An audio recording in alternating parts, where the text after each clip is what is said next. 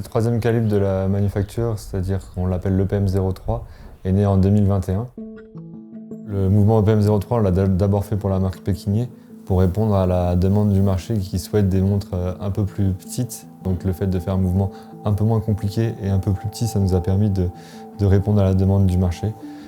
Ensuite, c'est aussi pour proposer une alternative aux autres marques, les mouvements qui sont standards et qui inondent un peu le marché de manière massive. Donc d'avoir dans les montres des mouvements faits en plus petite série et qu'on ne peut pas trouver partout dans le monde. Ce calibre, on l'a voulu français avant tout, c'est-à-dire qu'on voulait proposer une alternative au mouvement suisse, proposer une alternative française.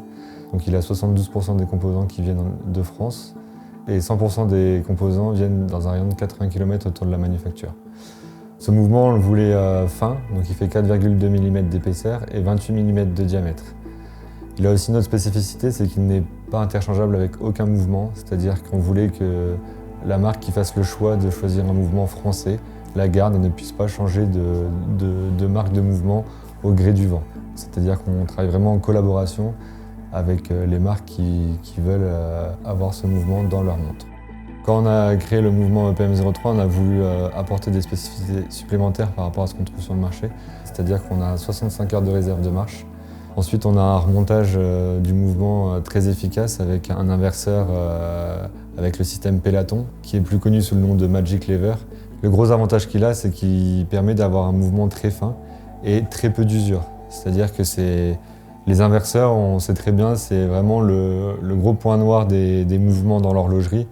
Cet inverseur-là a la réputation d'être très fiable et un peu compliqué à mettre au point au début, mais après, une fois qu'il est mis au point, il a une durée de vie presque infinie, quoi. Alors Atelier Wayne nous a donné un design à la base. On a dû faire pas mal d'allers-retours pour arriver sur quelque chose de mûr pour pouvoir passer en production derrière. L'idée, c'était de partir du design d'Atelier Wayne et d'intégrer le savoir-faire de nos fournisseurs pour arriver à quelque chose de réalisable et d'esthétique à la fin. Le challenge de ce mouvement, c'est vraiment la plaque arrière qui nécessite beaucoup d'opérations successives et qui est très fine. Cette plaque fait 0,25 mm d'épaisseur et on va venir graver les caractères chinois avec plus de 0,10 mm de profondeur. C'est-à-dire que le challenge, c'était de faire toutes ces opérations sans que la pièce vrille et qu'elle reste plate pour garantir ses fonctions techniques dans le mouvement. Atelier Wayne nous a pas mal challengé sur une autre décoration qui est le polybloqué. Ils nous ont demandé de faire cette décoration sur le pont de balancier et la roue de renvoi de rocher. Quand on fait une pièce polybloquée en laiton, il y a souvent des piqûres qui apparaissent, de la peau d'orange. Et c'est vrai que comme c'est sur une surface plate, ça se voit vraiment énormément à l'œil. Donc nous avons dû travailler avec notre fournisseur pour trouver la bonne matière. On a changé la matière de ces composants-là pour qu'après polybloqué, on ait quelque chose de polymiroir, sans point et sans peau d'orange. Il y a eu aussi un vrai travail avec le designer au niveau de la masse, au niveau du rotor. La masse du rotor est vraiment importante et on ne peut pas faire autant de trous qu'on veut dans la masse. Donc on a dû trouver vraiment un design qui allie le poids et l'ouverture. Et on est arrivé au design final qui permet certes d'avoir une grande ouverture, mais aussi qui permet de remonter le mouvement. C'est une masse qui est en tungstène monobloc. Donc la première opération, c'est l'usinage de cette masse-là, où on vient détourer toutes les formes.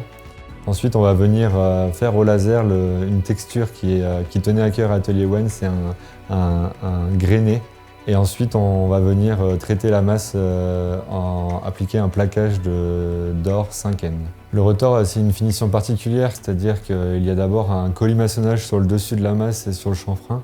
Et ensuite, il y a la frise caractéristique de la marque Atelier Wayne qui est effectivement aussi fait au laser. Une fois que le mouvement est monté, on le passe au simulateur de portée pendant 2 semaines afin que chaque pièce puisse trouver son emplacement et d'effectuer un léger rodage. Ensuite, les pièces sont reprises à l'atelier pour faire un dernier réglage final. Tous nos mouvements sont réglés sur 6 positions.